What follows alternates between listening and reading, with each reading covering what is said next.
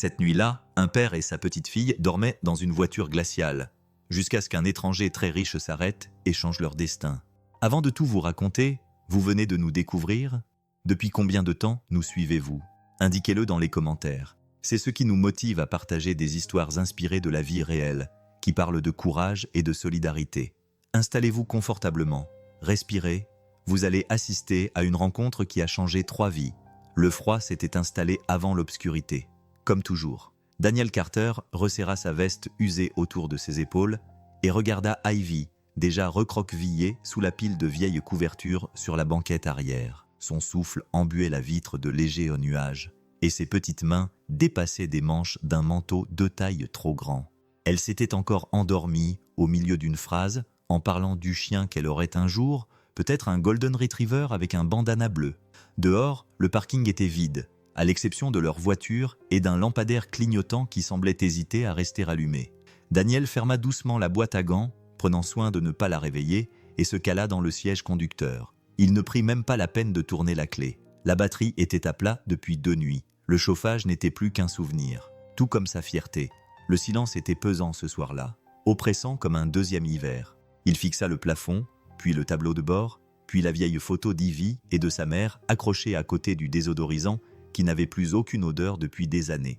Il n'avait pas prévu de rester dans la voiture aussi longtemps. Ce n'était censé être qu'une solution provisoire. Quelques nuits entre la perte de l'appartement et la recherche d'un meilleur logement, mais rien de mieux ne s'était présenté.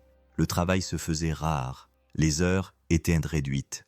L'atelier mécanique où il travaillait en freelance réduisait ses coûts, et tous les motels étaient soit trop chers, soit peu recommandables.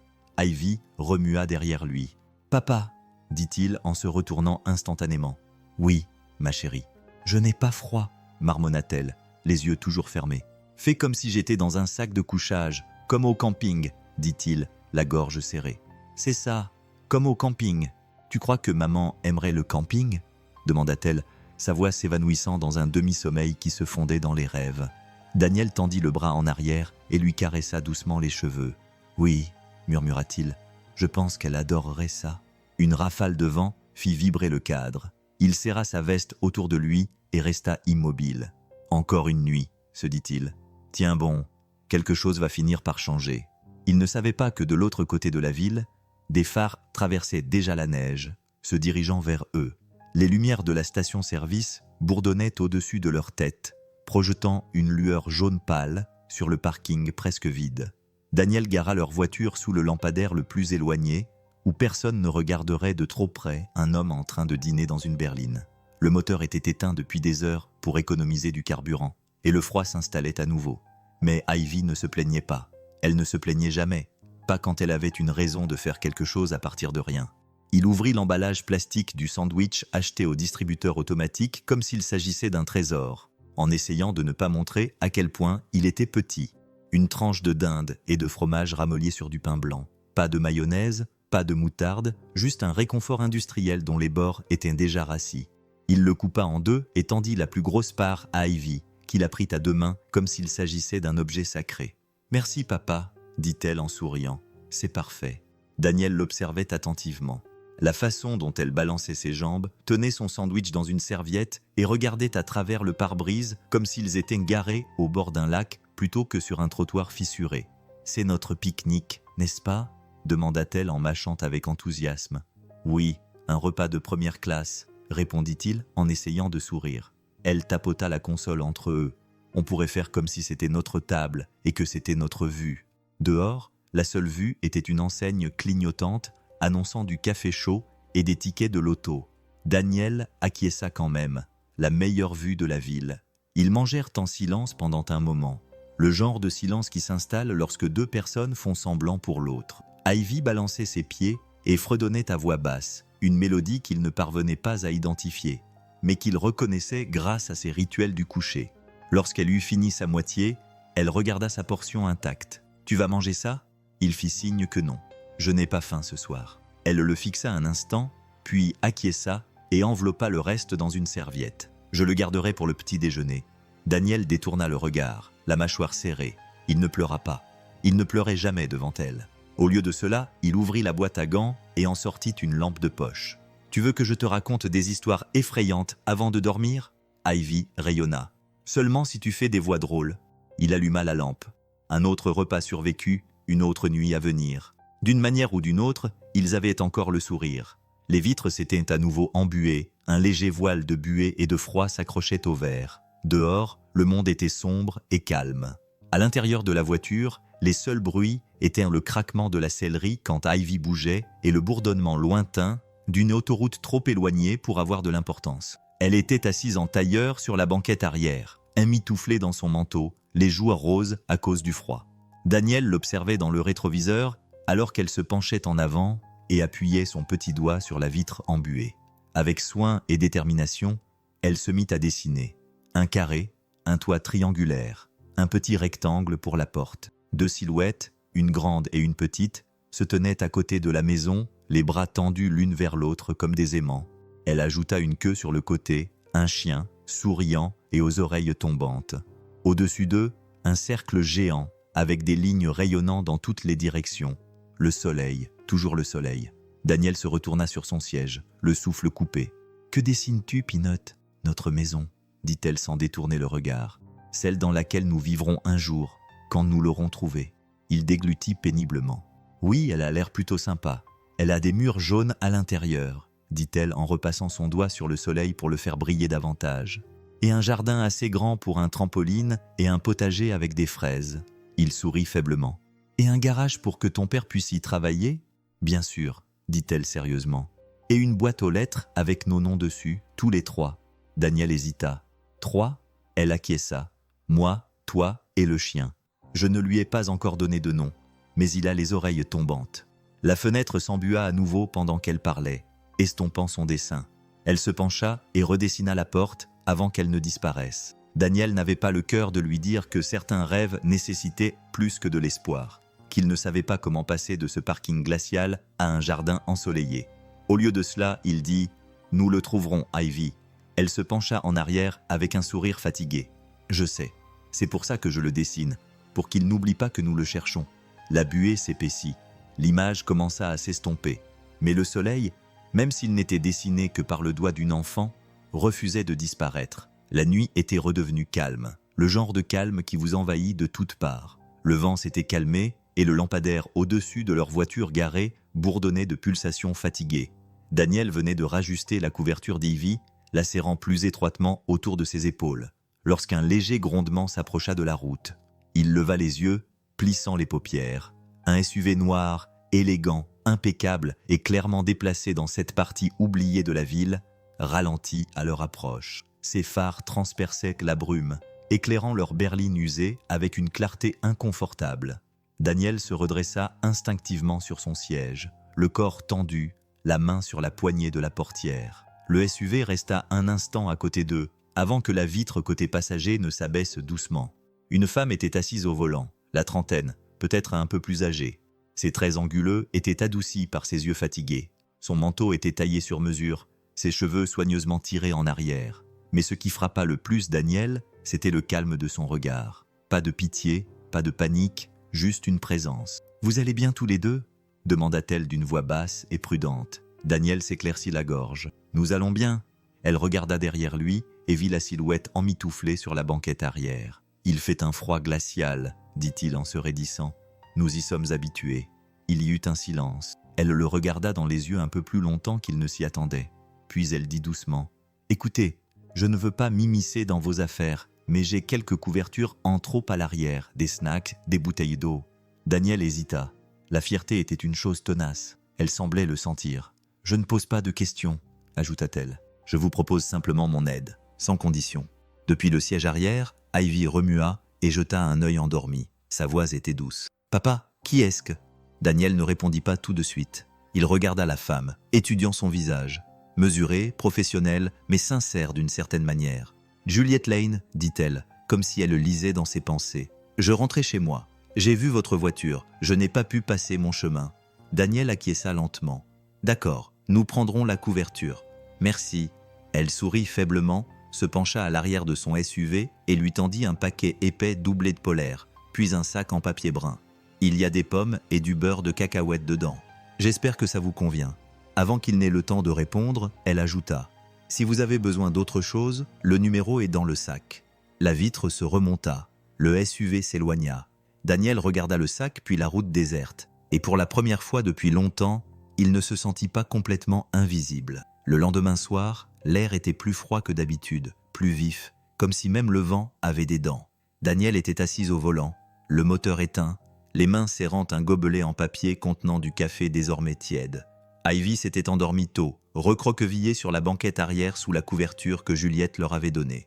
Elle dégageait encore un léger parfum de lavande, comme si elle appartenait à une chambre d'amis loin des parkings comme celui-ci. Il ne s'attendait pas à revoir le SUV. Mais peu après 21 heures, le doux ronronnement des pneus sur l'asphalte mouillé le fit lever les yeux. Même voiture, même lignes élégantes, même femme au volant. Juliette se gara lentement à côté d'eux cette fois-ci, phare éteint, comme pour ne pas les effrayer. Elle baissa sa vitre et son regard croisa celui de Daniel, imperturbable, indéchiffrable.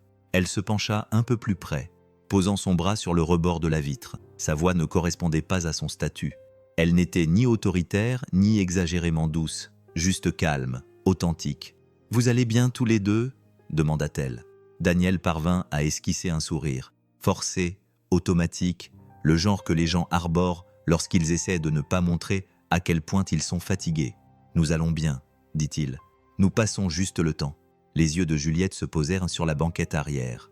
Ivy remua, sentant le changement de ton, et se redressa lentement en se frottant les yeux.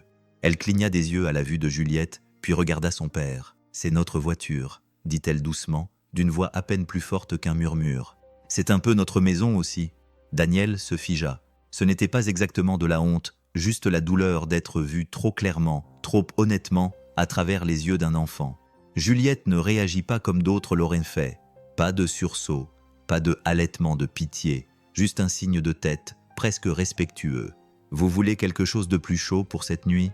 demanda-t-elle. « Il y a une petite auberge à quelques pâtés de maison d'ici. Je connais le propriétaire. Pas de piège, pas de caméra, juste du chauffage et des draps propres. » Daniel ouvrit la bouche pour répondre, mais ne le fit pas. Il regarda Ivy, dont les yeux étaient écarquillés, mais pleins d'espoir. « Je ne sais pas, » dit-il finalement. Juliette lui adressa un sourire doux. « Alors réfléchis-y, je serai là demain, à la même heure. » Sur ces mots, elle remonta la vitre et repartit, ne laissant derrière elle qu'une légère trace de gentillesse dans le froid. Elle ne posa pas d'autres questions, ne fit pas pression. C'était tout Juliette Lane. Elle ne s'imposait pas là où elle n'était pas invitée, même si son instinct lui disait de le faire. Le SUV resta un moment à côté de la vieille berline, avant que le moteur ne pousse un léger soupir et que la vitre ne se remonte. Daniel s'attendait à ce qu'elle reparte comme avant, silencieuse et élégante, disparaissant dans un monde qui ne toucherait jamais le sien. Mais elle ne le fit pas. Au lieu de cela, Juliette sortit de la voiture, ses bottes crissant sur le gravier, tandis qu'elle contournait le véhicule pour rejoindre le côté passager. Elle se déplaçait sans dramatisme, sans hésitation, avec la détermination tranquille de quelqu'un qui a pris sa décision. Daniel resta figé sur le siège avant, ne sachant pas s'il devait sortir ou rester assis. À l'arrière, Ivy jeta un œil par-dessus la couverture, ses grands yeux suivant les mouvements de l'inconnu comme si elle assistait à un tour de magie. Juliette ouvrit sa portière et sortit une épaisse couverture en laine, un petit sac en toile et un morceau de tissu blanc qu'il ne parvint pas à identifier. Puis elle marcha lentement vers le pare-brise de leur voiture et les posa dessus, délibérément, avec précaution, comme si elle déposait des offrandes. Pas de discours, pas de longs regards, juste une phrase, légèrement étouffée par le froid. Au cas où, Daniel baissa légèrement la vitre. « Vous n'êtes pas obligé de faire ça. » Juliette lui lança un regard presque amusé, mais pas tout à fait. « Je sais, » dit-elle. « C'est pour ça que c'est important. » Puis elle se retourna, remonta dans son SUV et partit sans attendre de remerciements. Les feux arrière disparurent au bout de la route, avalés par la brume et la nuit. Daniel sortit, expirant un nuage de vapeur blanche, et souleva la couverture et le sac posé sur le capot. Dans le sac, il y avait 2 pommes, une barre granola, une bouteille d'eau et une petite lampe de poche. À côté, une carte de visite blanche toute simple, Juliette Lane, ligne privée. Il la retourna et lut au dos, écrit d'une écriture soignée, « Si la nuit devient trop longue ». Il ne se rendit compte qu'il retenait son souffle que lorsqu'il remonta dans la voiture et qu'Ivy murmura « C'est comme une fée marraine ?» Daniel sourit malgré lui. « Peut-être, dit-il, mais sans la baguette magique. Le lendemain matin, le soleil brillait faiblement et l'odeur du porridge instantané réchauffé dans un gobelet en polystyrène sur le tableau de bord emplissait l'habitacle. Daniel avait fait des folies, si l'on peut dire, en achetant 2 gobelets à la station-service au bout de la rue. Ivy était assise en tailleur sur le siège passager, soufflant sur la vapeur et faisant semblant que c'était du chocolat chaud. Il la regardait, le cœur lourd et plein à la fois, essayant de se convaincre qu'ils allaient y arriver. Il ne remarqua pas qu'elle avait pris son téléphone dans la console centrale. Elle ne l'avait pas fait discrètement, mais calmement, avec précaution. Elle connaissait le numéro, elle avait longuement regardé la carte la nuit dernière, ses doigts traçant les lettres au dos comme si elles contenaient un sortilège. Si la nuit devenait trop longue, Ivy pensait que c'était le cas. Elle se glissa sur la banquette arrière avec le téléphone, se blottit derrière la pile de couverture et murmura comme si elle confiait un secret au ciel. La tonalité résonna dans son oreille. Puis le répondeur se déclencha. « Bonjour », dit-elle doucement, en serrant le téléphone contre elle. « C'est Ivy, j'ai 8 ans. » Une pause, puis une inspiration. « Mon papa fait vraiment beaucoup d'efforts, vraiment beaucoup. Il répare des voitures et il me fait rire même quand on n'a plus de beurre de cacahuète. Mais parfois, il a l'air vraiment fatigué et il pense que je ne le vois pas, mais je le vois. » Elle jeta un coup d'œil vers le siège avant, s'assurant qu'il n'avait pas entendu. « Toujours clair, je sais que tu es probablement très occupé et très important, mais tu as été vraiment gentil. Alors, je me suis dit que tu pourrais peut-être l'aider. Pas parce qu'il te l'a demandé, il ne le ferait jamais, mais je pense qu'il en a peut-être besoin. » Silence, juste sa respiration. « C'est un très bon papa. » Puis elle termina le message, la main tremblant légèrement, non pas à cause du stress, mais simplement du froid. Elle remit le téléphone à sa place, puis elle rejoignit Daniel à l'avant comme si de rien n'était. Il lui tendit une cuillère et lui sourit d'un air fatigué. « Mange, ma petite, la journée va être longue. » Ivy acquiesça, rangeant ce moment comme une note dans une boîte à lunch. Quelque part dans la ville, un téléphone vibra et Juliette Lane, en pleine réunion, en plein déjeuner, en pleine vie, entendit la voix d'un enfant à travers le haut-parleur et interrompit tout. C'était juste après le crépuscule, lorsque le bruit familier des pneus sur le gravier remua quelque chose dans la poitrine de Daniel. Un sentiment entre la crainte et l'espoir. Le ciel s'était déjà assombri et Ivy était blottie sur la banquette arrière avec son carnet de croquis dessinant à nouveau des maisons. Daniel leva les yeux de l'enchevêtrement de boulons sur ses genoux, plissant les yeux lorsqu'un SUV noir apparut dans son champ de vision. Même voiture, même ronronnement, même femme au volant. Juliette n'a pas fait de appel de phare, ni klaxonné. Elle n'a pas fait signe. Elle s'est simplement garée lentement à côté d'eux et a coupé le moteur. Une seconde plus tard, sa portière s'est ouverte et elle est sortie. Son manteau bien serré autour d'elle, ses talons claquant doucement sur le trottoir fissuré. Daniel a ouvert sa portière à moitié, mais n'est pas sorti.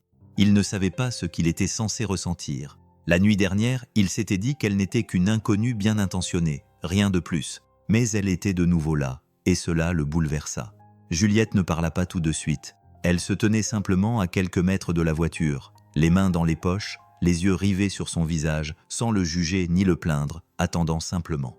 Daniel finit par sortir, le froid le réveillant complètement. « Tu es de retour », elle acquiesça. « J'ai reçu un message aujourd'hui d'une certaine Ivy. » Il cligna des yeux. « Elle a utilisé mon téléphone. » Juliette sourit doucement. « Elle a dit que tu ne demanderais pas, alors elle l'a fait. » Daniel passa une main sur son visage, la gêne le brûlant sous le froid. « Je ne savais pas.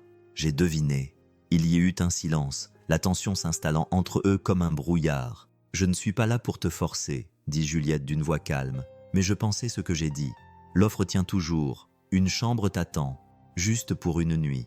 Un lit chaud, un repas chaud, sans aucune attente. » Daniel bougea, la mâchoire serrée, la fierté lui montant dans l'échine. Mais Ivy jeta alors un œil par la fenêtre arrière et sourit à Juliette, radieuse, pleine d'espoir, confiante. C'est ce qui le fit craquer. Il expira lentement. « D'accord, » dit-il d'une voix basse, « juste une nuit. » Juliette acquiesça d'un signe de tête, sans triomphalisme, sans suffisance, juste soulagée. Puis elle retourna au SUV sans un mot. Elle n'avait pas besoin de le dire à voix haute.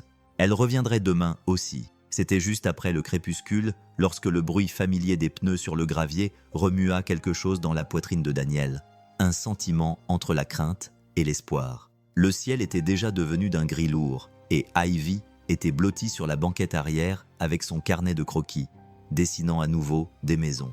Daniel leva les yeux de l'enchevêtrement de boulons posés sur ses genoux et plissa les yeux lorsqu'un SUV noir apparut dans son champ de vision. Même voiture, même ronronnement, même femme au volant. Juliette n'actionna pas ses feux ni son klaxon. Elle ne fit pas signe de la main.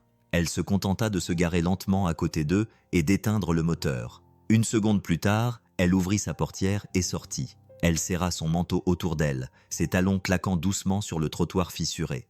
Daniel ouvrit sa portière à moitié, mais ne sortit pas. Il ne savait pas ce qu'il était censé ressentir. La nuit dernière, il s'était dit qu'elle n'était qu'une inconnue bien intentionnée, rien de plus. Mais elle était de nouveau là, et cela le bouleversa.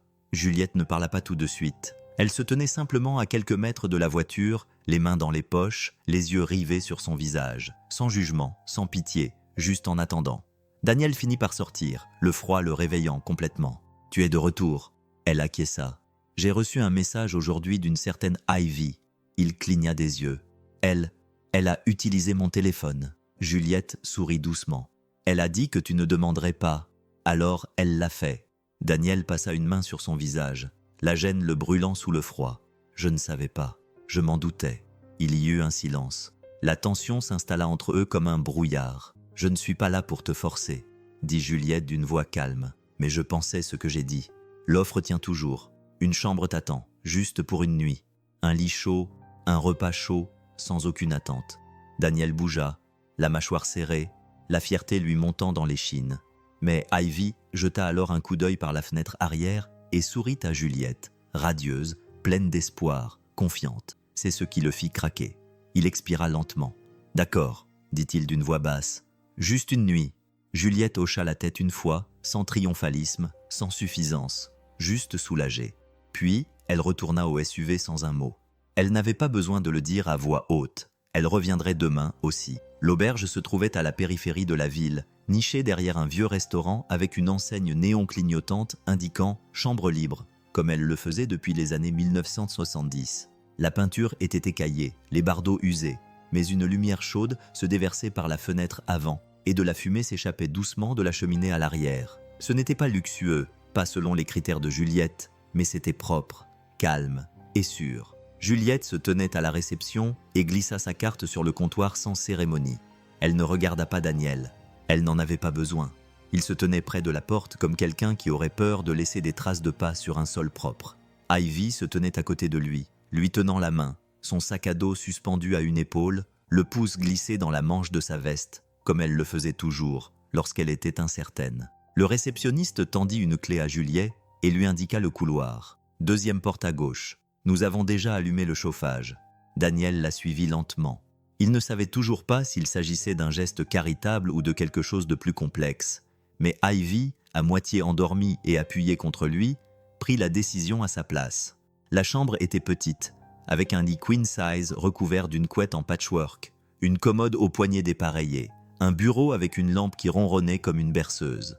Il y avait même une assiette de biscuits sur la table de chevet avec un mot « Bienvenue, nous sommes heureux que vous soyez là ». Juliette posa doucement le sac à dos d'Yves près du lit et se retourna pour partir. « Vous aurez de l'intimité », dit-elle simplement. « Je l'ai couvert toute la semaine. Si vous avez besoin de quoi que ce soit, mon numéro est toujours dans le sac. » Daniel voulait discuter, voulait lui dire qu'il ne pouvait pas rester, que ce n'était pas juste, qu'il ne voulait pas que sa fille pense que c'était normal.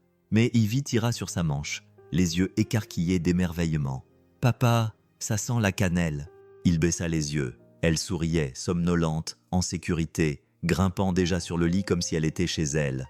Ses épaules s'affaissèrent. « Merci », murmura-t-il. Juliette s'arrêta dans l'embrasure de la porte. « Sans condition », dit-elle d'une voix calme. « Repose-toi, c'est tout. » Puis elle disparut. Et pour la première fois depuis des semaines, la nuit ne lui semblait plus être une épreuve à surmonter. Elle lui semblait simplement calme. Le soleil filtrait à travers les rideaux fins du motel, projetant de doux rectangles de lumière sur la couette où Ivy dormait encore, recroquevillée comme un point d'interrogation. Daniel était assise à la petite table près de la fenêtre, nouant et renouant le même lacet, l'estomac noué par une nervosité qu'il n'arrivait pas à dissiper. À côté de lui se trouvait une chemise à col, propre, repassée et inconnue. C'était l'une des rares choses que Juliette avait discrètement laissées à la réception avec un mot. « J'ai pensé que tu en aurais peut-être besoin. Pas de pression. » Daniel avait lu le mot 2 fois, puis l'avait fourré dans la poche de son manteau, comme s'il était trop voyant pour être laissé à la vue de tous. Elle lui avait organisé un entretien, un vrai travail, chez Grady Sons Auto, l'un des garages les plus respectés de la région. Des sols propres, un équipement de pointe, le genre d'endroit où les mécaniciens portaient des écussons avec leur nom et où les clients ne marchandaient pas. Il aurait dû se sentir reconnaissant. Au lieu de cela, tout ce qu'il ressentait, c'était le poids de ne pas être à sa place. Il se leva, attrapa la chemise, puis la laissa retomber. « Ce n'est pas moi », murmura-t-il. « Tout ça, ce n'est pas moi. » Derrière lui, Ivy remua et s'assit, les cheveux en bataille. « On n'y va pas ?» Daniel secoua la tête. « Je ne pense pas que ce soit une bonne idée, mon grand. Je ne suis pas ce qu'il recherche. » Elle cligna des yeux et se frotta les paupières. « Mais tu répares les voitures mieux que quiconque. »« Ce n'est pas ça, répondit-il. C'est une question d'intégration. Et je ne m'intègre pas. » Elle descendit du lit et se planta devant lui, pieds nus, les bras croisés. Ont-ils besoin de quelqu'un qui est toujours à l'heure? Oui. Quelqu'un qui travaille dur? Oui. Quelqu'un qui peut tout réparer, même si c'est vraiment cassé. Daniel hésita, puis sourit faiblement. Oui. Alors ils ont besoin de toi, dit Ivy simplement. Il la regarda fixement, ses cheveux en bataille, ses pieds nus, la détermination de quelqu'un qui avait déjà survécu à plus qu'il n'aurait dû. Et à ce moment-là, la peur perdit de son intensité. Il attrapa à nouveau la chemise. « D'accord, Peanut, allons voir s'ils embauchent. » Ivy sourit et leva le poing en l'air. « Ils vont t'adorer. » Daniel n'en était pas si sûr, mais il était prêt à essayer. La première chose qui frappa Daniel lorsqu'il entra chez Grady Sons fut l'odeur. Ce n'était pas le mélange habituel d'huile, de rouille et de regret auquel il était habitué, mais quelque chose de plus propre, de plus vif. Ici, les machines ne cliquetaient pas. Elles ronronnaient. Le sol était en béton poli. L'air était vif et chaque établi semblait sortir d'un showroom plutôt que d'un garage. Il suivit le directeur, Greg Grady en personne, à travers l'atelier, essayant de ne pas trop regarder les choses, même si tout semblait coûter plus cher que sa voiture. Ivy était restée avec Juliette, qui l'avait conduit là-bas, puis avait disparu sans un mot, comme s'il était important qu'il fasse cela tout seul. « Avez-vous déjà utilisé une tablette de diagnostic informatisée ?» demanda Grady, en s'arrêtant à côté d'un établi qui ressemblait davantage à un centre de commande. Daniel se gratta le cou. « Pas vraiment. J'ai toujours utilisé mes oreilles et mon instinct. » Grady haussa un sourcil, mais ne sembla pas impressionné. « Eh bien, c'est peut-être ce dont cet endroit a besoin. Quelqu'un qui sait encore reconnaître le bruit d'un moteur qui essaie de vous mentir. » Il tendit à Daniel une clé, une magnifique clé chromée qui brillait sous les néons. Daniel la retourna entre ses mains comme s'il s'agissait d'une relique. Il avait vu ce genre d'outils dans des catalogues qu'il n'avait pas les moyens de commander. « Cette Bel Air classique nous donne du fil à retordre depuis 1 semaine, dit Grady en désignant l'autre bout de l'atelier. Personne n'arrive à la faire démarrer. Va jeter un œil. Pas de pression. Daniel s'approcha, outils à la main, et ouvrit le capot. Le moteur était un chef-d'œuvre, mais quelque chose dans le câblage semblait ne pas fonctionner correctement. Il ne dit rien, ne demanda pas d'aide, se contenta d'écouter. Il tapota le système d'allumage 1 fois, 2 fois, puis plongea la main dans le faisceau de câbles et ajusta un connecteur qui avait été installé à l'envers. Un mouvement du poignet, un murmure d'instinct.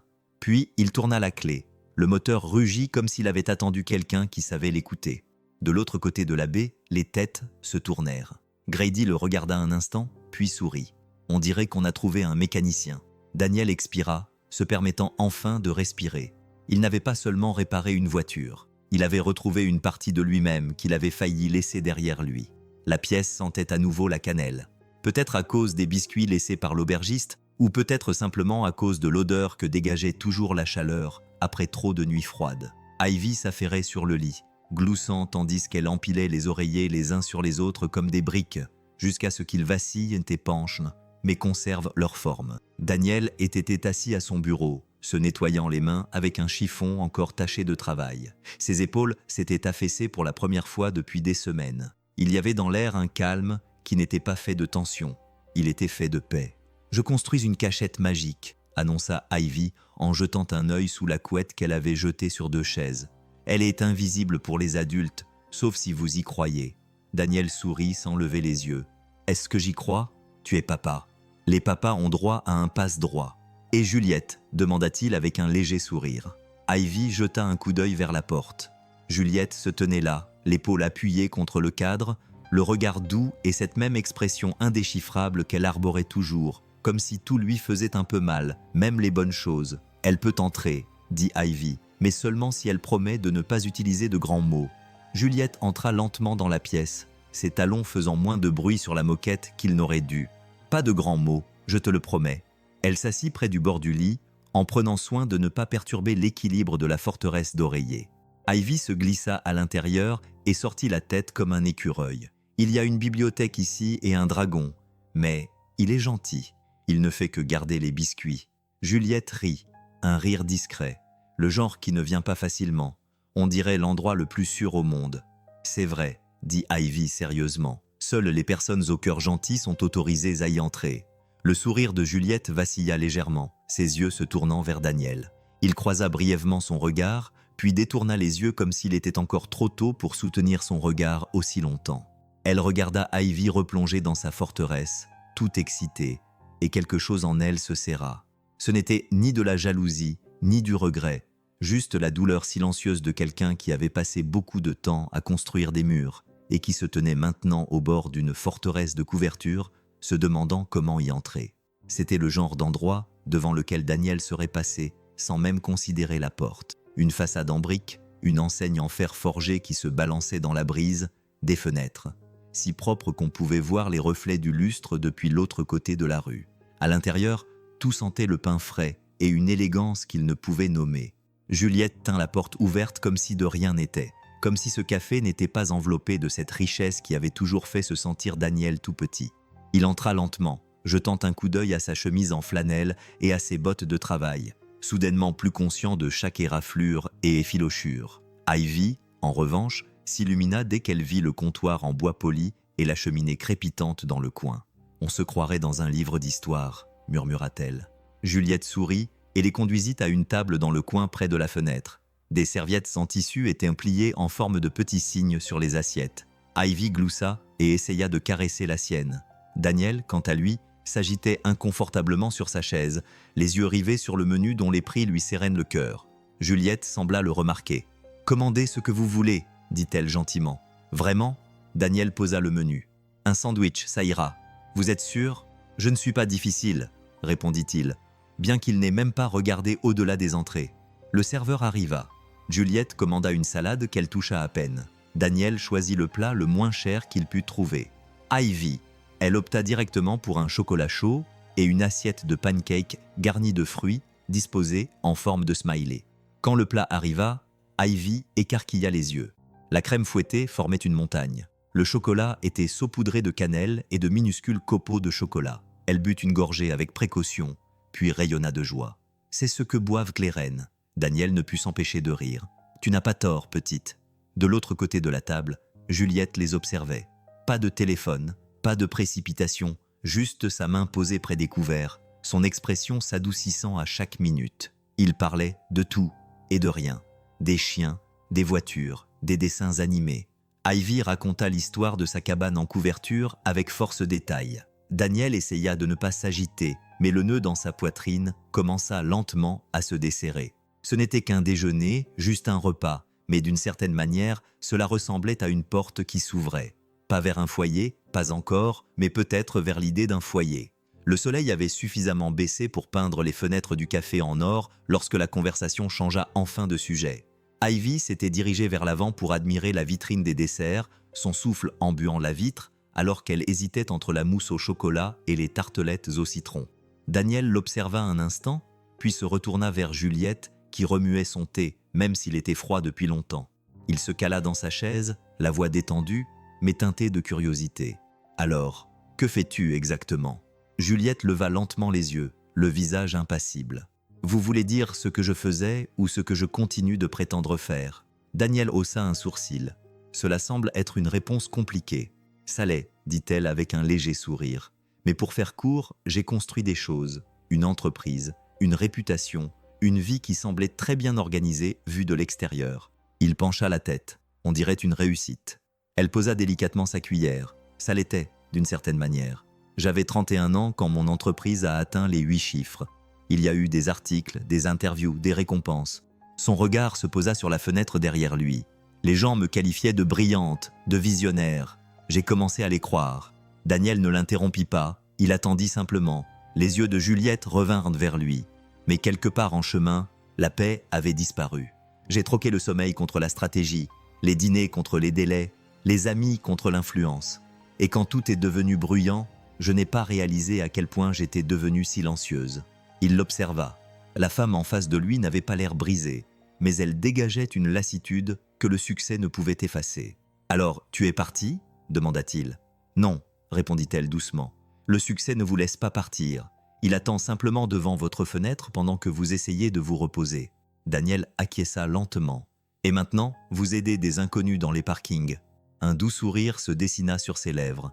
Peut-être que j'essayais simplement de me rappeler comment redevenir une personne. Au comptoir des desserts, Ivy désigna la tarte au citron des deux mains, victorieuse. Daniel jeta un coup d'œil à Juliette. « Tu t'en sors bien, dit-il, en tant que personne. » Son sourire se maintint cette fois-ci, avec quelque chose de plus chaleureux derrière. Peut-être. Le vent s'était levé lorsqu'ils quittèrent le café, balayant la rue de rafales violentes qui tiraient sur les écharpes et mordaient les joues nues.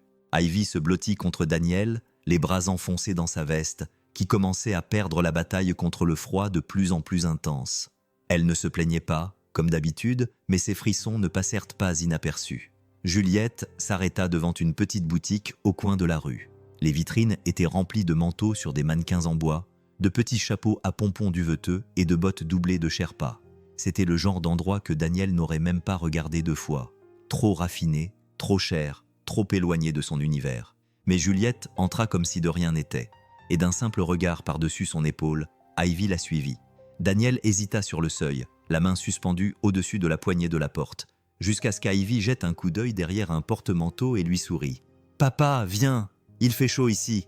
Le commerçant leur adressa un sourire poli tandis que Juliette se dirigeait directement vers le rayon des vêtements d'hiver. Elle passa ses mains sur une rangée de manteaux jusqu'à ce qu'elle en trouve un bleu marine rembourré de duvet avec des boutons en forme de petites étoiles et une capuche doublée de fausses fourrures douces. « Que penses-tu de celui-ci » demanda-t-elle en le tenant à la main. « Il est trop grand » dit Daniel avant qu'Ivy n'ait pu répondre.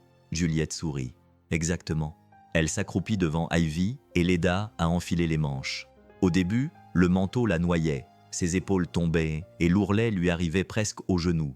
Mais Ivy s'illumina comme si quelqu'un l'avait enveloppée de magie. « Je l'adore », dit-elle en tournoyant une fois sur elle-même. « Il est tellement chaud. » « Et regarde, » dit-elle en écartant les bras, les manches battant au vent. « Ça veut dire que je pourrai le porter quand j'aurai grandi. » Daniel détourna le regard un instant, la mâchoire serrée.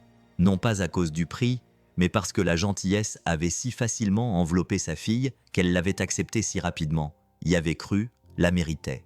À la caisse, Juliette fit signe de ne pas tenir compte du prix. « Un bon manteau ne sert pas seulement à tenir chaud, » dit-elle doucement à Daniel. « Il sert à croire que l'hiver ne durera pas éternellement. » Il acquiesça d'un signe de tête, sans discuter. Dehors, Ivy courut devant, les bras écartés comme des ailes. Le manteau traînait derrière elle comme une promesse qui attendait encore de se réaliser.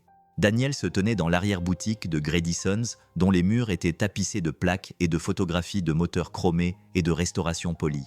L'air sentait légèrement l'huile et quelque chose de plus récent. Une opportunité peut-être. Greg Grady était assis derrière un bureau encombré de dossiers et de plans, les doigts joints, et regardait Daniel comme un homme qui évalue un casse-tête qu'il a enfin résolu. « Tu es l'un des meilleurs que j'ai vus depuis des années », dit Greg sans détour. « Tu as le tour de main, pas seulement avec les outils. N'importe quel mécanicien décent peut faire ça. Mais pour ce qui est de la résolution de problèmes, de la patience, de l'intuition, c'est rare. » Daniel se tortilla sur sa chaise, les yeux baissés vers les bottes à embout d'acier qu'il possédait depuis trop longtemps. Ses mains étaient encore tachées par le travail chez Baer. Je ne me sentais pas à ma place dans ce bureau propre, où on me parlait comme si j'étais à ma place ici. « Nous voulons vous offrir un poste à temps plein, » poursuivit Greg. 40 heures, un salaire fixe, des avantages sociaux et une participation aux bénéfices. Vous pourrez gérer le garage à l'arrière si vous le souhaitez. Considérez cela comme un nouveau départ. Tecto disetivohi. Daniel cligna des yeux. Un nouveau départ. Greg acquiesça. Nous en avons tous besoin à un moment ou à un autre. Ces mots résonnèrent dans la pièce comme un fil électrique. Daniel passa une main dans sa nuque, son esprit tournant plus vite que son cœur. Un salaire, des avantages sociaux, la stabilité, des choses auxquelles il n'avait pas osé espérer depuis des mois, peut-être plus. Il aurait dû accepter immédiatement. N'importe qui d'autre l'aurait fait. Mais tout ce à quoi il pouvait penser, c'était à celui qui dormait dans une voiture. L'homme qui rassemblait des restes pour manger et racontait des histoires à sa fille pour la distraire de la faim. Cet homme n'avait pas droit à des offres comme celle-ci. « Pourquoi moi ?» demanda-t-il finalement.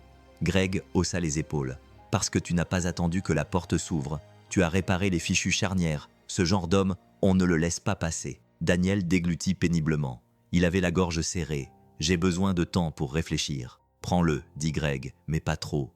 Les bonnes choses n'attendent pas éternellement. » Plus tard, alors qu'il sortait dans la lumière de l'après-midi, Daniel sentit le contrat papier dans la poche de son manteau comme s'il pesait 5 kilos. Il avait toutes les raisons de dire oui. Mais le plus difficile n'était pas de croire que le poste était réel. C'était de croire qu'il le méritait. Le ciel avait pris la couleur de la vieille tôle, épais de nuages qui laissaient présager de la neige. Le parking devant l'auberge était presque vide, à l'exception de quelques traces de pneus gelés et du SUV noir familier garé à côté de la berline de Daniel. Il se tenait près du capot, les bras croisés, les yeux rivés sur Juliette qui s'avançait vers lui, un dossier à la main. « J'ai parlé à Greg », dit-elle en lui tendant le dossier. « Il m'a parlé de l'offre. Il m'a dit qu'il t'enverrait les documents par email, mais j'ai pensé que tu préférerais les voir sur papier. » Daniel ne le prit pas. Au lieu de cela, il la regarda comme si le papier était empoisonné. « Pourquoi fais-tu cela ?» demanda-t-il d'une voix basse. Juliette cligna des yeux. « Faire quoi ? Cela ?» dit-il en faisant un geste entre eux brusque et fatigué. « Le travail, le manteau, la chambre, tout ça, c'est quoi le but ? C'est ton truc ? Sauver les gens comme si c'était un hobby ?» Son expression ne changea pas immédiatement, mais la douleur était là, vacillant sous la surface comme une allumette frappée. « Tu penses que je fais ça pour m'amuser ?» demanda-t-elle doucement. Daniel recula d'un pas, la mâchoire serrée. « Je pense que tu aimes peut-être être celle qui sauve les gens. Ça te donne l'impression d'être utile. » Le visage de Juliette s'immobilisa, puis elle s'avança rapidement, le dossier toujours à la main, mais oublié. « Tu penses que la gentillesse est une faiblesse ?» lança-t-elle. « Tu penses que se soucier de quelqu'un est une stratégie ?» Le vent se leva entre eux, soudain et amer. « Je n'ai pas besoin de me sentir utile, Daniel. Je t'ai offert un endroit où dormir parce que ta fille tremblait. Je lui ai acheté un manteau parce qu'elle m'a regardé avec des yeux qui croyaient que je pouvais l'aider. Et je t'ai donné une piste pour un emploi parce que tu l'as mérité, pas parce que je voulais récolter des félicitations. » Daniel ne dit rien. Les mots pesaient lourd dans l'air, impossible à esquiver. La neige commença à tomber, lentement au début, puis de plus en plus fort. Les flocons fondaient sur le capot de la voiture et s'accrochaient au dessin d'Yvet, toujours collé à l'intérieur de la vitre. 2 silhouettes sous un soleil tordu. Juliette expira, son souffle visible dans le froid. « Tu n'es pas obligé de vouloir mon aide, mais ne l'insulte pas. » Elle se retourna et s'éloigna sans attendre de réponse. Daniel resta seul, la neige s'accumulant autour de ses bottes, ne sachant pas s'il avait plus honte de la question ou du fait qu'il avait tant besoin de sa réponse. Cela commença peu avant l'aube, juste un changement dans la respiration d'Ivy, trop rapide, trop superficielle. Daniel remua dans le lit simple de la chambre de motel, à moitié endormi, tendant instinctivement la main pour rabattre la couverture sur elle, mais sa peau était humide, chaude, il se redressa rapidement, le cœur battant. Son front brûlait sous sa paume, ses joues étaient rouges sur les draps pâles. Ivy gémissait doucement, les paupières battant. « Papa, j'ai froid » murmura-t-elle, alors que la sueur perlait sur son front. La panique monta comme une vague. Daniel chercha son téléphone à tâtons, les mains tremblantes, et rechercha les cliniques les plus proches. L'une d'elles était ouverte tôt. Un service d'urgence à 5 km. Il enveloppa Ivy dans son manteau, encore trop grand pour elle, et la porta jusqu'à la voiture en lui murmurant « Tout va bien, ma chérie, je suis là, tout va bien se passer, tout va bien se passer. » Le trajet fut un mélange confus de feux rouges et de mauvais virages. Ivy n'ouvrit pas les yeux. Lorsqu'ils arrivèrent, l'infirmière à l'accueil put voir la peur qui l'envahissait. « Nous allons la prendre en charge immédiatement », dit-elle doucement. Daniel s'assit dans un coin de la salle d'examen pendant qu'il vérifiait ses signes vitaux, les doigts serrés si fort que ses jointures blanchissaient. Puis, juste au moment où l'infirmière sortait, il entendit le bruit familier de bottes dans le couloir. Juliette apparut dans l'embrasure de la porte, tenant un thermos dans une main et une boîte de mouchoirs dans l'autre. Son manteau était à moitié boutonné, ses cheveux encore humides après la douche, comme si elle avait reçu l'appel et tout laissé tomber. Elle va bien ?» demanda-t-elle, essoufflée. Daniel acquiesça d'un signe de tête à peine perceptible. « Ils font des examens, ils pensent que c'est peut-être la grippe. » Juliette traversa la pièce en 2 enjambées et posa le thermos sur la table. « Merci, dit-elle doucement. Et les mouchoirs sont pour vous deux. Vous avez le droit de vous effondrer un peu. » Il ne dit rien, se contentant de fixer le sol, honteux d'avoir eu autant besoin que quelqu'un vienne. Elle s'assit à côté de lui sans demander.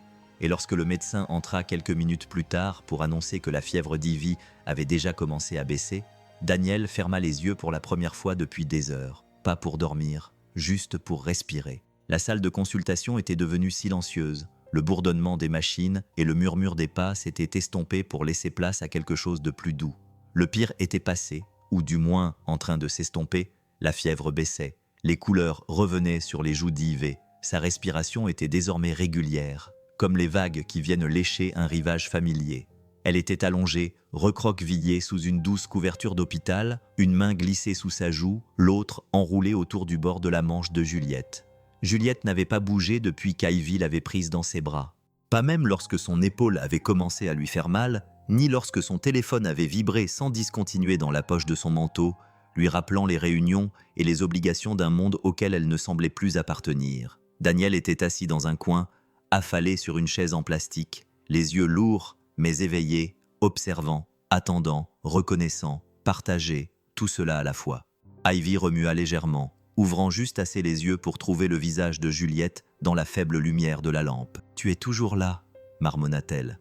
Juliette sourit, écartant une mèche de cheveux du front de la jeune fille. « Bien sûr que je suis là. » Ivy cligna lentement des yeux. « Tu n'étais pas obligée. » La voix de Juliette n'était qu'un murmure. « Je le voulais. » Il y eut un silence. Puis Ivy, encore à mi-chemin entre le sommeil et l'éveil, se rapprocha et serra la manche de Juliette entre ses petits doigts. « Tu rends le monde plus chaleureux, » murmura-t-elle. Juliette se figea, non par peur ou par hésitation, mais à cause du calme de ses mots et de la profondeur de leur impact. Sa gorge se serra lorsqu'elle regarda Daniel.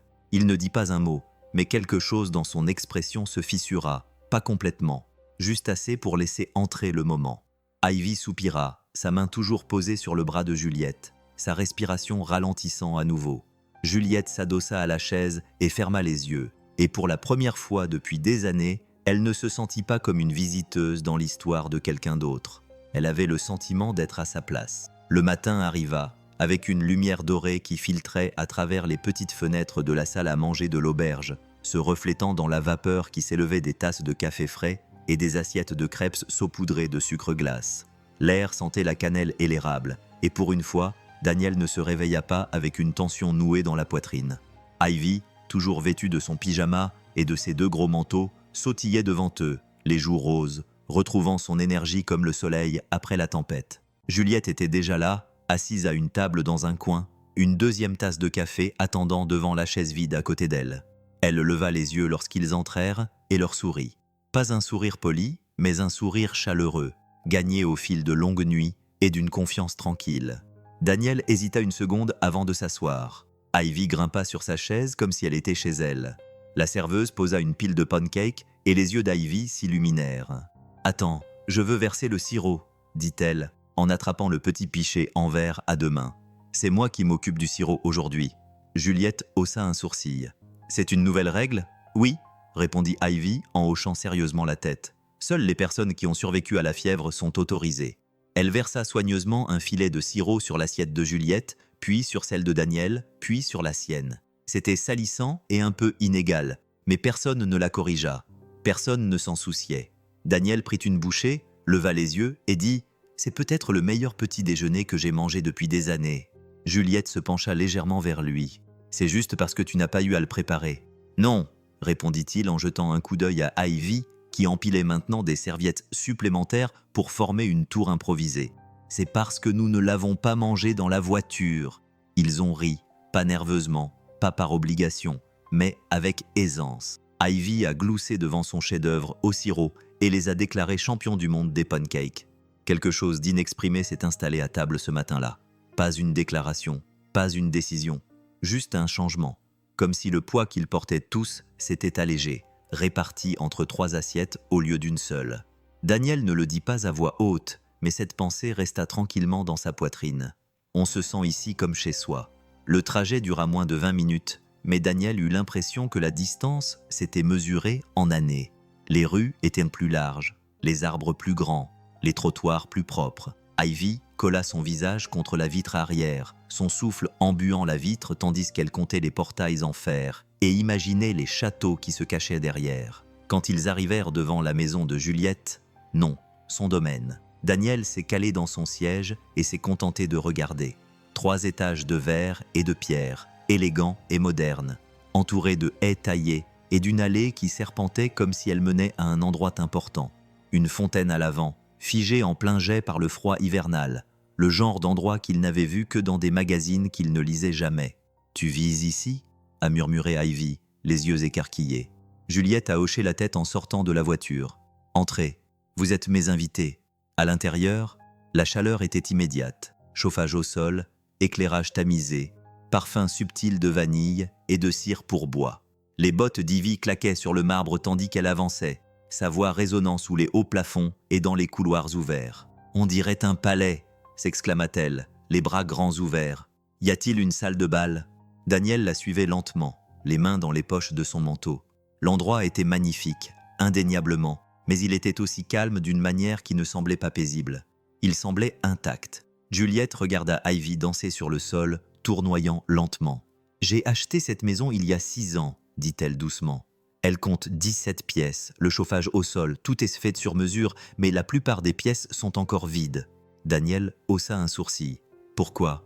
dit-elle en haussant les épaules. « Je l'ai rempli de meubles, pas de gens. » Ils passèrent devant une salle à manger immaculée, une cuisine qui semblait n'avoir jamais vu de vrai repas et une véranda remplie d'étagères de livres intacts.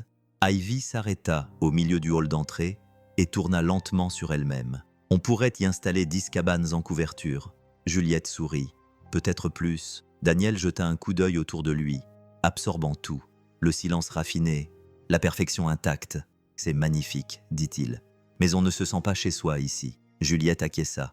Ce n'était pas censé être une maison, c'était censé être une forteresse. Ivy, qui continuait à tournoyer dans le couloir, rompit le silence en éclatant de rire. Et pour la première fois, quelque chose lui répondit. L'aile réservée aux invités était nichée derrière un large couloir avec des baies vitrées allant du sol au plafond. Une lumière dorée projetait de longues ombres sur le parquet.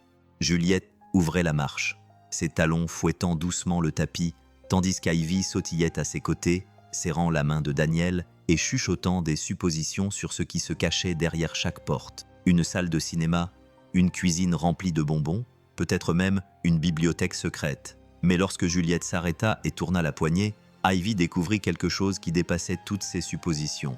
Un placard de la taille de leur ancienne chambre de motel. Les lumières s'allumèrent automatiquement, révélant des portants de vêtements de toutes les couleurs. Des robes à paillettes, des manteaux à col fourré, des écharpes, des gants et des chaussures cirées alignés comme des soldats de plomb.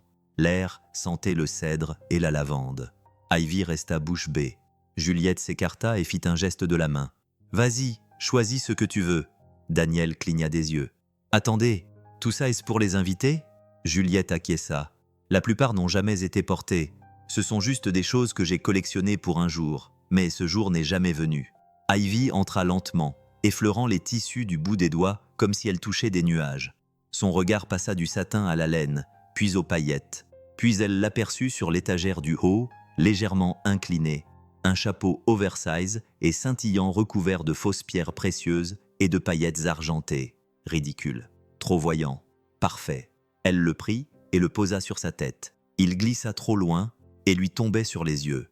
Elle le repoussa en arrière, leur souriant. « Je choisis celui-là. » Juliette rit. « C'est ton choix. Je veux avoir l'air magique, » déclara Ivy. « Juste pour aujourd'hui. » Daniel s'appuya contre le cadre de la porte, les bras croisés, mais souriant. « Tu as toujours l'air magique, Peanut. » Juliette les regarda tous les deux, son sourire persistant mais distant. « Quand j'étais petite, je jouais à me déguiser dans le placard de ma mère. C'était le seul moment où j'avais l'impression que le monde pouvait changer simplement en faisant semblant avec suffisamment de conviction. » Ivy acquiesça solennellement. « C'est vrai. » Le sourire de Juliette s'adoucit, prenant presque l'apparence d'une guérison. Et tandis qu'Ivy virevoltait au milieu du placard, le chapeau glissant sur le côté, les portants vides et les étagères intactes ne semblaient plus si solitaire. Il semblait revendiquer. Le vent hurlait comme s'il avait des dents cette nuit-là, frappant contre les fenêtres du manoir de Juliet, avec une fureur que même le verre épais ne pouvait entièrement étouffer. La chaleur qui remplissait habituellement la maison commença à s'estomper pièce par pièce, jusqu'à ce que le silence soit accompagné par le froid distinct de quelque chose qui ne fonctionnait pas comme il le devrait. Juliette le remarqua pour la première fois vers minuit, le froid s'infiltrant à travers les planchers, son souffle visible lorsqu'elle traversait le couloir pieds nus. Elle vérifia le thermostat 2 fois, puis encore, comme si l'incrédulité pouvait inverser les chiffres. Rien ne changea. Au moment où elle frappa à la porte de la chambre d'amis de Daniel, celui-ci était déjà assis sur le bord du lit, en train d'enfiler ses bottes. « Tu l'as senti aussi ?» demanda-t-elle. Il acquiesça. « Il y a un problème avec le système de chauffage. Le ventilateur ne se met pas en marche. » Juliette croisa les bras et les frotta pour se réchauffer. « J'appellerai quelqu'un dès demain matin. » Daniel était déjà en train de la dépasser. « Pas besoin. Je m'en occupe. » Elle le suivit jusqu'au sous-sol, passa devant la cave à vin et les murs étincelants des armoires de rangement. La buanderie était impeccable, bien sûr, plus proche d'un laboratoire que d'une chaufferie. Mais lorsqu'il ouvrit le panneau de la chaudière principale, le problème apparut clairement. Un capteur d'allumage fissuré et un filtre tellement encrassé qu'il semblait n'avoir pas été touché depuis des années. Juliette se tenait derrière lui, ne sachant pas quoi dire. « Vous n'avez vraiment pas besoin de faire ça ?» commença-t-elle. Daniel ne leva pas les yeux. « Je sais. » Il passa les 3 heures suivantes là-bas, les manches retroussées, les mains noircies, se déplaçant dans l'espace comme un homme qui avait réparé plus avec moins. Juliette lui apporta du café à 2 heures du matin et ne dit rien lorsqu'il le but sans la regarder. Elle s'assit simplement à côté de lui et le regarda faire ce qu'il faisait le mieux. Résoudre l'insoluble comme si c'était une routine. À 4 heures du matin, l'air chaud était revenu. Le sol avait dégelé. Le silence s'était réinstallé. Pas froid cette fois, mais complet. Daniel s'essuya les mains et se leva lentement. « Ça devrait tenir un moment, » dit-il. Juliette lui adressa un sourire discret. « Merci, » dit-il en hochant la tête. Il ne lui fit pas payer, ne se vanta pas. Il remonta simplement les escaliers et disparut dans le petit matin comme si de rien n'était. Mais Juliette resta là un peu plus longtemps, les doigts près de la chaudière, se demandant comment quelque chose d'aussi cassé avait pu se remettre à fonctionner sans rien demander en échange. C'était une matinée calme et tranquille, le genre de matinée où la lumière du soleil inondait les fenêtres de la cuisine et rendait le monde plus doux qu'il ne l'était. Juliette était assise au comptoir, sirotant son café, tandis que Daniel se tenait près de la cuisinière, retournant les crêpes avec un rythme calme qui ne correspondait pas au tourbillon de ces derniers mois. La maison, qui résonnait depuis si longtemps du silence, était désormais remplie du bruit des pas, du cliquetis des assiettes et des éclats de rire occasionnels qui ne pouvaient venir que d'une enfant qui avait oublié comment avoir peur. Ivy était dans le coin du coin repas, penchée sur une feuille de papier, la langue tirée sur le côté de la bouche, en pleine concentration. Elle avait demandé des crayons de couleur avant le petit déjeuner, et Juliette les lui avait donnés sans poser de questions, faisant glisser la boîte sur le comptoir comme si elle lui remettait un trésor. Pendant un moment, elle ne dit rien. Elle se contenta de dessiner avec acharnement et détermination. Lorsqu'elle se leva enfin et se dirigea vers la table, elle tenait le papier comme s'il s'agissait d'un drapeau. « J'en ai fait un nouveau », annonça-t-elle. Juliette posa sa tasse. « On peut voir ?» Ivy acquiesça et le brandit. Cette fois, la maison était plus détaillée qu'auparavant. Des lignes de briques, une cheminée fumante, une balancelle sous le porche, et à l'intérieur de la maison, visibles à travers une découpe dans le toit, 3 silhouettes. Une grande avec des cheveux en bataille, une autre avec de longues mèches sombres attachées en queue de cheval, et une petite silhouette aux boucles sauvages et au grand sourire. Un chien se tenait dans le jardin, remuant la queue. Un arbre se penchait vers la maison comme s'il voulait s'y approcher. Et tout en haut de la page, le soleil brillait de ses rayons jaunes épais, plus lumineux que dans tous les dessins précédents. Mais le plus frappant, c'était la porte d'entrée grande ouverte. Juliette la fixait, la gorge serrée. « C'est magnifique !» murmura-t-elle. Daniel regarda par-dessus son épaule, silencieux pendant un long moment. « C'est nous ?» Ivy acquiesça fièrement. « J'ai ajouté le chien parce que nous allons certainement en adopter un. » Juliette sourit. « Bien sûr que oui. »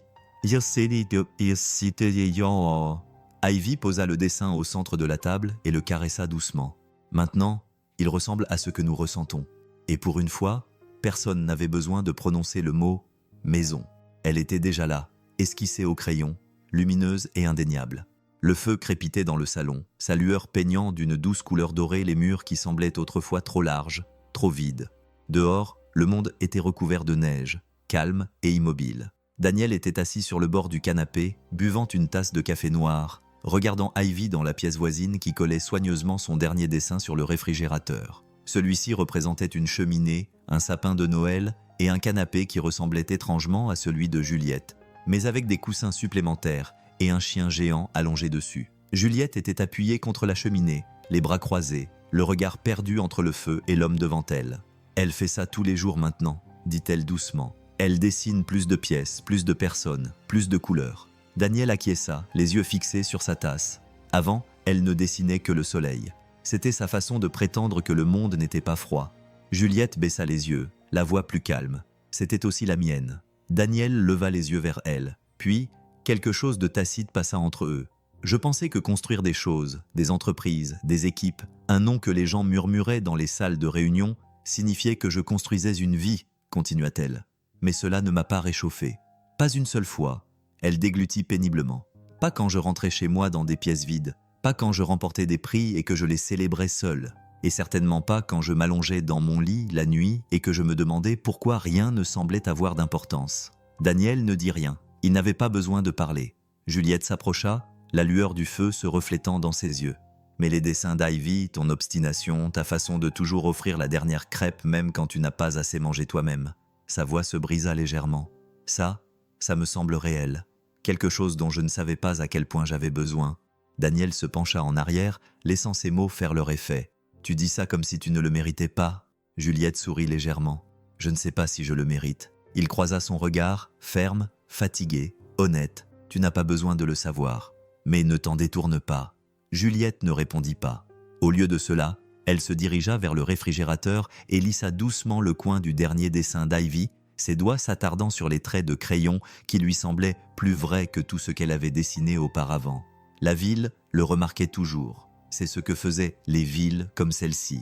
Les murmures se propageaient comme des mauvaises herbes, discrets au début, puis envahissants. Cela avait commencé petit. Un regard à l'épicerie lorsque Juliette se tenait à côté de Daniel dans la file d'attente, Ivy balançant leurs mains jointes entre eux. Une pause de 2 secondes de la part de la femme à la boulangerie lorsque Juliette a commandé un deuxième roulé à la cannelle pour la petite aux boucles. Puis vinrent les commentaires en aparté, mi-amusés, mi-sérieux. « Elle les garde comme des animaux de compagnie », a dit quelqu'un près du bureau de poste, sans se rendre compte que Daniel n'était qu'à quelques pas. « Elle recueille les animaux errants comme s'il s'agissait de projets caritatifs. » À la quincaillerie, un homme marmonna « Je parie qu'il se moque d'elle. Allez, regardez-le. » Et si, un mois seulement, et il vit déjà comme un roi. Daniel les entendait tous. Il ne réagissait pas, ne répondait pas, se contentait de serrer plus fort la clé à molette qu'il tenait dans sa main, ou continuait à marcher, la mâchoire serrée, essayant de ne pas laisser cela le toucher. Mais cela le touchait un peu. Plus tard dans la soirée, de retour à la maison, il trouva Juliette dans la cuisine, les manches retroussées, les cheveux tirés en arrière, en train de glacer des cupcakes avec du lierre, comme si c'était la chose la plus normale au monde. Il s'appuya contre l'encadrement de la porte, ne sachant pas trop comment aborder le sujet. « J'ai entendu ce qu'il disait », finit-il par dire. Juliette ne leva pas les yeux. « Bien sûr que tu les as entendus, ça ne te dérange pas ?» Elle lécha le glaçage sur son pouce et haussa les épaules. « Si je vivais ma vie en fonction de ce qui met les gens à l'aise, je serais encore assise dans des réunions entourée d'hommes qui m'appelaient « chérie » quand je n'étais pas d'accord avec eux. Daniel sourit malgré lui. Elle croisa son regard. « Ils peuvent penser ce qu'ils veulent. Je me fiche de ce que ça donne. Ce qui m'importe, c'est ce que c'est. » Et à ce moment précis, Ivy traînait 2 chaises de salle à manger dans le salon, une couverture étendue sur le dessus, des oreillers jetés en dessous. Elle passa la tête d'un côté, tenant une lampe de poche comme un sceptre. « Papa, Jules, le fort est prêt. Le prix d'entrée est un cupcake. » Daniel gloussa. Juliette en prit 2 et lui en tendit un. On ferait mieux de payer. Et tout à coup, les rumeurs n'avaient plus d'importance. Pas quand les rires résonnaient dans les couloirs qui n'avaient connu que le silence auparavant. Tout a commencé avec des restes. Rien d'extraordinaire, juste des lasagnes réchauffées, le dernier morceau de pain à l'ail et une salade que Juliette avait préparée en fredonnant faux dans la cuisine. Daniel réparait une porte qui ne fermait pas bien et Ivy était assise par terre à côté, en train de dessiner une carte d'un royaume secret où l'heure du coucher n'existait pas. Personne ne l'avait prévu, personne ne lui avait donné de nom, mais le dîner s'était transformé en quelque chose de plus. Juliette se servit un deuxième verre de vin. Daniel se resservit une troisième fois de lasagne sans s'excuser, et Ivy demanda « On peut mettre de la musique ce soir ?» Juliette trouva sur son téléphone une vieille playlist remplie de chansons qu'elle n'avait pas écoutées depuis l'université. Des classiques, du soft rock, un ou deux morceaux pop embarrassants et entraînants. Quand Ivy s'est mise debout sur sa chaise et s'est mise à danser, Daniel a ri jusqu'aux larmes, littéralement. Il a dû s'essuyer les yeux avec une serviette tandis que Juliette se pliait en deux à côté de lui, haletante. « Elle a ton rythme, alors on est mal barré », a-t-il répondu. Ils se sont déplacés dans le salon sans se rendre compte qu'ils avaient quitté la table. La musique les suivit. Daniel fit tournoyer Ivy dans une pirouette lente et maladroite, tandis qu'elle poussait des cris de joie. Juliette resta d'abord à l'écart, les bras croisés, souriante. Mais Ivy l'attira vers elle, et soudain, Juliette se mit à danser elle aussi, pieds nus et les yeux brillants, comme quelqu'un qui ne s'était pas senti aussi libre depuis des années. Ils racontèrent leurs histoires à tour de rôle. Le rendez-vous catastrophique de Daniel au lycée, la première tentative ratée de Juliette auprès d'un investisseur en capital risque, l'histoire absolument vraie d'Ivy qui avait vu un écureuil faire la roue. Personne ne regardait l'heure, personne ne parlait du lendemain. Pour une fois, cela n'avait aucune importance. La maison était pleine d'une manière qui n'avait rien à voir avec les murs ou les fenêtres. Elle était pleine de rire, de chaleur, de quelque chose qui ressemblait à des racines qui commençaient à s'enfoncer dans le sol. Plus tard, lorsque la musique s'est éteinte et que les lumières se sont tamisées, Ivy s'est endormie sur le canapé, blottie entre eux, une main posée sur le genou de Juliette, l'autre sous son menton. Daniel a tendu le bras pour la porter jusqu'à son lit, mais Juliette l'a arrêté dans un murmure. « Laisse-la rester. » C'est ce qu'ils ont fait, tous les trois. Pas de projet, pas de pression, juste le calme et le souffle doux dans une maison qui avait enfin cessé de résonner. Et une nuit que personne ne voulait voir se terminer. L'offre est arrivée un mardi. Une enveloppe impeccable a glissé sur le comptoir de Grady Sons, remise avec une poignée de main par un cadre en visite qui avait regardé Daniel restaurer une Mustang 72 comme s'il s'agissait d'un travail sacré. Chicago, déménagement complet, doublement du salaire, prime à la signature suffisante pour acheter une deuxième voiture, ou enfin rembourser toutes ses dettes. Daniel garda la lettre dans sa main longtemps après le départ de l'homme, les yeux fixés sur l'encre noire et le logo doré, comme s'il pouvait se réécrire. Ivy était à l'école. Juliette était à la maison, probablement en train de ranger à nouveau le garde-manger ou de lire le dernier livre bleu d'Ivy sur les pirates dans une cabane faite de couvertures. Il n'en parla à personne tout de suite. Ce soir-là, il s'assit sous le porche arrière pendant qu'Ivy arrosait une plante qu'elle avait baptisée Madame Liffey, fredonnant tout en versant l'eau d'un pichet en plastique décoré d'autocollants. Juliette sortit avec 2 tasses, une pour chacun d'eux, les manches de son pull retroussées, les cheveux attachés comme elle le faisait lorsqu'elle réfléchissait trop. « Tu es silencieux aujourd'hui », dit-elle en lui tendant une tasse. Daniel retourna l'enveloppe entre ses mains. « J'ai reçu une offre d'emploi », dit-il. « À Chicago. Une grosse offre, une vraie. » Le visage de Juliette ne changea pas beaucoup, mais quelque chose dans ses épaules bougea. « Tu envisages de l'accepter ?» Il regarda Ivy disposer de petites pierres autour du pot de fleurs comme une bordure de jardin. « Avant, » dit-il lentement, « une chance comme celle-ci aurait été comme gagner à la loterie. Et maintenant ?» Daniel regarda la vapeur qui s'échappait de son café, puis la fenêtre où le dernier dessin d'Ivy, 3 personnes, un chien, une porte ouverte, était toujours collé comme un drapeau au-dessus de l'évier. « Maintenant, dit-il, je ne veux pas quitter un endroit où ma fille a déjà trouvé son avenir. » Juliette ne dit rien au début. Elle se contenta de tendre la main et de la poser sur la sienne, qui tenait toujours la lettre. Et Daniel, pour la première fois depuis des années, ne se sentit pas comme un homme attendant que la vie commence. Il avait l'impression d'être déjà arrivé. Juliette attendit qu'Ivy soit à l'école et que Daniel soit plongé dans la restauration d'une Thunderbird classique à l'atelier. Pour une fois, la maison était calme. Pas de fredonnement de générique de dessins animés, pas de traces de pâte à crêpes sur le comptoir, juste elle, une vision, et une pièce qui avait attendu trop longtemps pour avoir de l'importance. Elle commença par les murs, d'un bleu tendre comme le ciel d'un matin d'été. Elle avait trouvé la nuance exacte sur un échantillon de peinture qu'Ivy avait ramassé quelques semaines auparavant à la quincaillerie, déclarant que c'était le ciel, mais en plus audacieux. Vint ensuite l'installation d'étagères assez basses pour que de petites mains puissent y accéder, remplies de livres d'aventure, de cahiers, de crayons de couleur et du dragon en peluche qu'Ivy appelait autrefois son chien de garde. Juliette accrocha des étoiles phosphorescentes au plafond et disposa des guirlandes lumineuses autour du cadre de la fenêtre. Elle posa un petit télescope sur le rebord de la fenêtre, d'occasion mais bien astiqué, et étala une carte des constellations sur le bureau. Dans un coin se trouvait un fauteuil beanbag, déjà très apprécié, et dans l'autre, une petite tente de lecture avec des rideaux en velours, le genre de choses que l'on ne trouve que dans les catalogues destinés aux rêves d'enfance. Et puis il y avait la porte. Juliette avait fait faire la plaque en secret, sculptée dans du bois lisse avec des lettres dorées. Les quartiers d'aventure du capitaine I.V. À la sortie de l'école, elle est allée chercher Ivy elle-même. Aucun indice de ce qui l'attendait, juste un sourire, une main chaleureuse et un silence. « J'ai quelque chose à te montrer ». Ivy monta les escaliers en courant devant elle. Daniel la suivait avec un sourire perplexe. Puis elle vit la pancarte. Elle se figea. « C'est pour moi ?» murmura-t-elle, les yeux écarquillés. Juliette acquiesça. « C'est à toi. Tout ça. » Ivy entra lentement, les yeux balayant le plafond, les étagères, les livres, avec son nom écrit à l'intérieur de la couverture. Puis elle se retourna, clignant rapidement des yeux. « Ça veut dire que je n'aurai plus à dormir dans la voiture, n'est-ce pas ?» Juliette s'agenouilla à côté d'elle, la voix étranglée. « Plus jamais. » Ivy la serra si fort dans ses bras qu'elle renversa le télescope. Et Daniel, debout dans l'embrasure de la porte, silencieux, regardait une pièce devenir une promesse, et une enfant devenir quelque chose d'encore plus grand que la sécurité. Elle était devenue un foyer. Le matin était calme, comme seul un vrai foyer peut l'être.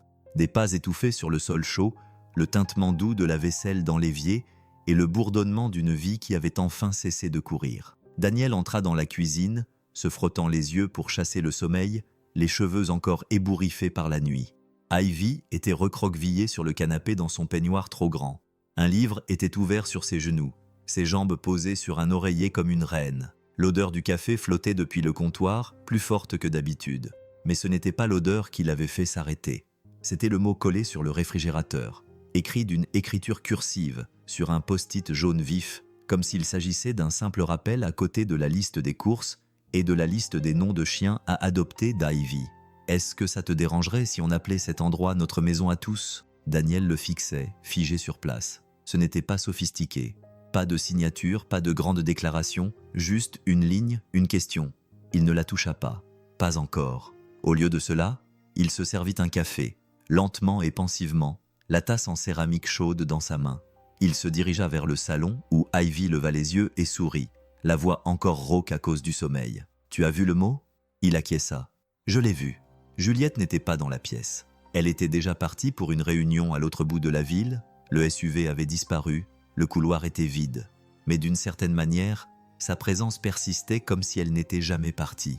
Il s'assit à côté d'Ivy et regarda vers la fenêtre, où la lumière du soleil s'étendait sur le sol comme si elle avait attendu pour atterrir. Daniel but une longue gorgée de café, le cœur battant doucement dans sa poitrine. Puis il se leva, retourna dans la cuisine et, sous son mot, en glissa un autre, un petit carré bleu pâle. Oui, lorsque Juliette revint ce soir-là et ouvrit le réfrigérateur, son regard s'arrêta sur les 2 notes. Elle n'avait pas besoin de discuter, elle n'avait pas besoin d'un moment. Elle se contenta de sourire tranquillement, pleinement, parce que certaines questions n'ont pas besoin de réponse. Elles ont juste besoin qu'on y croie. Le ruban n'était que pour faire joli, insista Juliette. Daniel trouva que c'était trop, mais Ivy le supplia, et finalement, son regard de chiot les convainquit tous les deux. Et voilà, il était là, tendu à l'entrée du magasin récemment rénové à la périphérie de la ville, flottant dans la brise printanière comme s'il avait attendu ce moment tout l'hiver. Le bâtiment était autrefois un terrain poussiéreux et oublié, avec un toit affaissé comme s'il avait abandonné. Mais maintenant, la peinture fraîche, les panneaux solaires et les portes de garage polies brillaient sous le soleil matinal. À l'intérieur, les outils étaient rangés en rangées parfaites. Les élévateurs brillaient comme s'ils sortaient d'un catalogue, et la salle d'attente était équipée de chaises dépareillées qu'Ivy avait choisies elle-même, afin que personne ne se sente trop chic ou trop petit. Juliette se tenait à côté de Daniel, tenant les ciseaux surdimensionnés. « Je pense toujours que tu devrais faire les honneurs, » dit-elle. Daniel secoua la tête en souriant à la foule modeste qui s'était rassemblée. Des voisins, des clients, même Greg de l'ancien magasin. « Tu l'as financé, tu y as cru. » Juliette le regarda. « Tu l'as construit et tu as amené des gens avec toi. » Ivy lui donna un petit coup de coude. « Coupe le ruban, papa. C'est la tradition. » Il finit par le faire, la lame tranchant le satin rouge avec un claquement satisfaisant. La petite foule applaudit, et Ivy applaudit comme s'il venait d'inaugurer Disneyland. Mais le vrai moment arriva lorsqu'ils se tournèrent pour regarder la nouvelle enseigne au-dessus des portes. Carter and Lane Mechanics Built with Grit, Powered by Grace. Daniel la fixa longuement, la mâchoire serrée, les émotions se bousculant derrière son apparence calme. Je ne pensais pas que mon nom figurerait un jour sur un bâtiment. Juliette s'approcha, la voix douce. Il y était déjà, dans ta façon d'être, dans ta façon de ne jamais abandonner. Il acquiesça d'un signe de tête, s'éclaircissant la gorge. Je suppose que c'est officiel maintenant. Dans la foule, un petit garçon demanda s'il réparait aussi les vélos. Ivy répondit avant Daniel. Bien sûr, et aussi des trottinettes et des rêves. Tout le monde rit, mais Daniel se contenta de lui sourire, pensant à la vie qu'ils avaient reconstruite à partir de chaleur, de décombres et de quelques rebondissements inattendus. Le magasin n'était pas seulement une entreprise, il était la preuve qu'une seconde chance pouvait venir avec votre nom gravé dans l'acier. L'auditorium bourdonnait d'une anticipation silencieuse. Des rangées de chaises pliantes étaient occupées par des parents, des enseignants et des camarades de classe fiers. Sur scène, une bannière était accrochée avec des lettres en gras, des voix jeunes, de grandes histoires. Ivy Carter, aujourd'hui âgée de 15 ans et plus grande qu'elle ne l'aurait jamais imaginé, se tenait au podium, son essai à la main, le doigt ferme, la voix claire. Elle regarda la foule et aperçut Juliet au premier rang, une main agrippée à celle de Daniel, et sourit. Son titre était simple, honnête, inoubliable. Nous vivions dans une voiture, puis quelqu'un nous a vus, et mon père ne l'a jamais laissé partir. Des murmures ont parcouru la foule, mais Ivy n'a pas bronché, elle en avait fini avec ce cachet. « Je m'appelle Ivy », a-t-elle commencé. « Il y a quelques années, mon père et moi n'avions pas de maison. Nous avions une vieille voiture, quelques sandwichs achetés dans un distributeur automatique et les histoires qu'il me racontait pour réchauffer nos nuits. » Elle fit une pause. Le silence était pesant, tout le monde écoutait. Puis, un jour, une femme s'est arrêtée. Pas parce que nous le lui avions demandé, ni parce que nous avions l'air d'avoir besoin d'aide, mais parce qu'elle nous avait vus. Elle nous avait vraiment vus. Juliette cligna rapidement des yeux. Daniel fixait le sol, essayant de rester calme, une main agrippée à son genou pour l'empêcher de trembler. Elle nous a donné plus qu'une couverture et un repas chaud. Elle nous a ouvert une porte. Et alors que mon père avait toutes les raisons de partir, de douter, de fermer cette porte, il ne l'a pas fait. Il est resté. Il a construit quelque chose avec elle, pour moi, pour nous. Ivy jeta un coup d'œil à son papier, puis le plia délicatement. Je ne me souviens pas de toutes les nuits froides. Je ne me souviens pas de tous les repas que nous avons sautés, mais je me souviens de ce qui s'est passé après. Je me souviens d'un manteau trop grand et d'un placard rempli de rêves. Je me souviens d'un garage avec 2 noms sur le panneau. Et je me souviens d'un réfrigérateur avec un post-it qui a tout changé.